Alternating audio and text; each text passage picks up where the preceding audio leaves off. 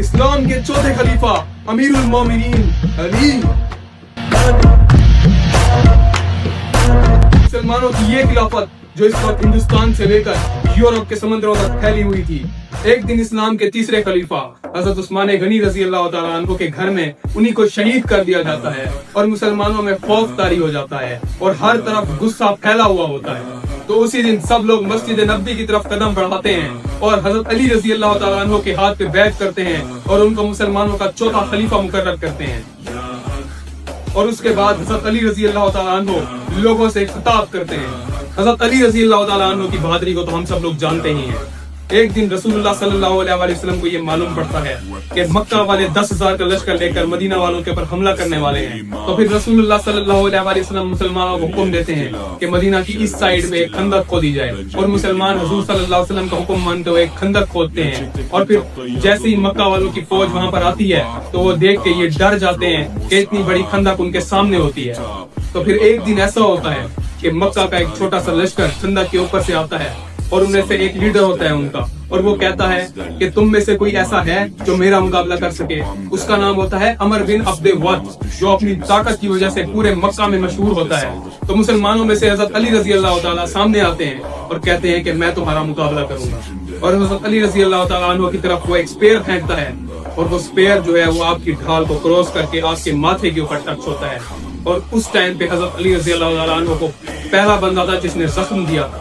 اور پھر حضرت علی رضی اللہ تعالیٰ عنہ اپنی ایک ہی تلوار کے ذریعے ایک ہی سیکنڈ، ایک ہی جھٹکے کے اندر اس کی گردن کو اڑا دیتے ہیں، اور پھر ایک نیا طاقتور ترین لیڈر مکہ اور مدینہ میں مشہور ہو جاتا ہے، حضرت علی رضی اللہ تعالیٰ عنہ۔ اور پھر اپنے لیڈر کے مرنے کے بعد مکہ کی فوج وہاں سے ڈر کر بھاگ گئی، اور پھر کئی دنوں تک وہاں پر بیٹھی رہی کہ کیسے حملہ کیا جائے۔ اور پھر ایک دن تیز طوفان آیا جس نے مکہ والوں کے حوصلے پست کر دیے اور وہ جنگ ہار گئے۔ خیبر جو ایک بہت بڑا قلعہ تھا اور یہودیوں کا بہت بڑا شہر تھا جہاں پر یہودی ٹریڈ کرتے تھے اور اپنی ساری مال و دولت وہاں پر چھپا کے رکھتے تھے، ایک دن رسول اللہ صلی اللہ علیہ وآلہ وسلم کو معلوم ہوا کہ خیبر کی ایک فوج تیار ہو کر مدینہ والوں کے اوپر حملہ کرنے والی ہے اور مدینہ کے کیپٹل کے اوپر حملہ کر کے وہ اس کو فتح کرے گی۔ تو اس سے پہلے کہ خیبر والے حملہ کریں، حضور صلی اللہ علیہ وسلم نے اپنی ایک فوج تیار کی اور 1400 کا لشکر لے کر خیبر کی طرف بڑھے۔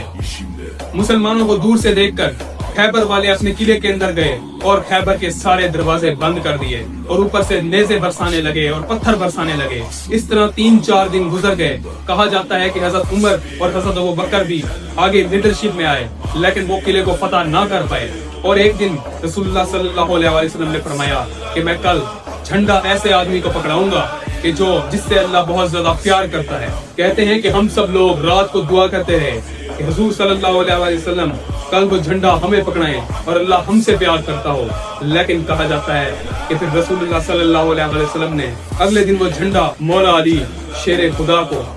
حضرت علی رضی اللہ تعالیٰ عنہ کو پکڑایا اور انہیں مسلمانوں کا لیڈر بنایا۔